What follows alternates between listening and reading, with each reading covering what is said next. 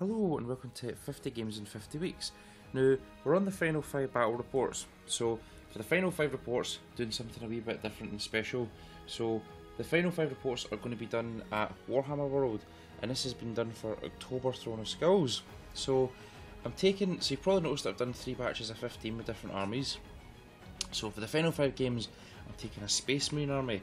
But this army is possibly one of the most converted armies that you're going to see, and I hope that you like the look of it and see what you think. I'm also going to explain what the army is like actually at the tournament games, but I'm doing a kind of quick brief now because it's going to be quite loud and hard to hear what's going on. So you can kind of give you a kind of closer look at the models, and then you can kind of see what's actually going on. So the chapter is called the Star Dragons, and it's basically the fluff for this is it's the Second Legion, who are lost in the warp and are mutated beyond recognition. So they're still loyalists, honest. I despise chaos. But so I'll just kind of show you what this in the army. So it's 1500 points. I've got more, but this is what the list for the tournament is going to be. So if I just go through here, give me a wee second. Plug in my charge. Okay. So what's going on here is, so we get 2 tactical squads. So I should point out as well that each sorry, cut out there. Each tactical squad is that each drop pod has a different dragon on it. So I'll get to that along. So there's a 10-man tactical squad. So, there's a sergeant with a flamer, a sergeant with a over here as well. See the 2 heads. It's all Lism and Temple Man bits, Temple Guard bits. A flamer, a guy with a flamer, and a Snapfire multi-melter. So I've basically done the mutations for these. The fluff is that these guys aren't quite as mutated. So like, I've kind of converted them with Dark Angel parts. So they're kind of like, is that going to focus? Yeah, so I kind of converted them with Dark Angel parts. And then so the rest of the tactical squads, so I'll pick up someone, they basically just all got wings.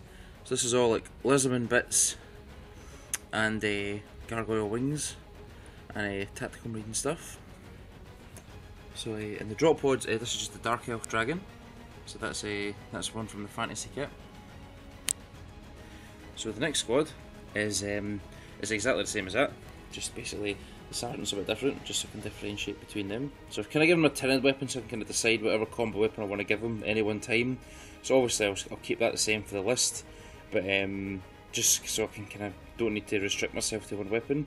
So just more stuff there. So this one's one of the old Malekith dragons from the Dark Elves as well. So I've also got a Terminator unit as well, 5 Thundernators. So basically these are all converted from Thunderhammer bits and Chaos Terminator bits. So there's some Tyranid heads there, Lizardman bits as well. That's a sergeant who's got them all. There's more stuff here as well. I'll show you these guys. Okay, I've got a unit of Devastators as well. Just go here behind the Aegis defense line with the dragon head, which is my keep out sign, with a quad gun and 5 Devastators with missile launchers. So the fluff for these guys is these guys aren't quite mutated yet, except this guy whose arm is bulging up quite a wee bit, or an Orc rocket launcher.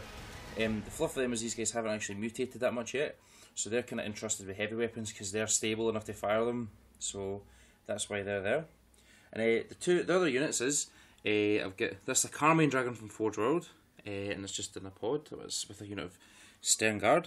So that's 2 heavy flamers at the front here. You can see his backpack there, bit of green stuff there. Haha. And some marines with combi weapons, combi flamers, and there's another sergeant there, a heavy flamer there as well. And another unit that's over here with 2 metal guns and combi melters as well. And the sergeants have got. So the sergeants have got combi metals as well. Sorry, it keeps cutting out, I have to keep charging. So the final part is my model here, which you probably noticed. I've tried to save it to the end there. So this is Captain Lysander, who is actually the Primarch for this chapter. So let me just grab him here. So his sword's actually a bit broken, so it's kind of got green stuff on it. So basically, this is a Kroxigor with a Nemesis Dreadnought sword. And I've got Terminator shoulder pads there. This pair of wings, I can't remember where I got these actually. I think it's from an old board game called Dragon's Gate or something like that. It's from the Dark World series, I'm sure. I'm sure if anyone can recognise this, you can maybe post and let me know. But I think that's what it's from. The lid, the shield, if I'll give you 5 seconds to guess it. I'll show you. I'll give you a clue. It's a paint lid. So I thought that was quite a cool idea, because I thought having a sword was a bit cooler than having a hammer, because I had the Hammernators already. So he's the Primarch. So the reason he's I feel like I can use him is because he's so mutated that he'll have like a mortal stat line. So I know Lysander's pretty tough, but like he was obviously not going to be as tough as what a Primarch would be. So that kind of stat line would suit for him. And I think that I know that like Vulcan would probably work a bit better in this list, but I think it's just cool for the fluff of having this guy in here. So we'll see how he does. I'm sure he'll do well. He hasn't let me down in the practice games that I've played, so he's pretty tough. So the dragons are basically, there's no aesthetic value to these guys. Well, there's aesthetic value. There's no tactical value to these guys at all. They're just there for decoration. But it's like basically like dragon eggs. So it's just kind of like I want even the drop pods to have character in the army, you know.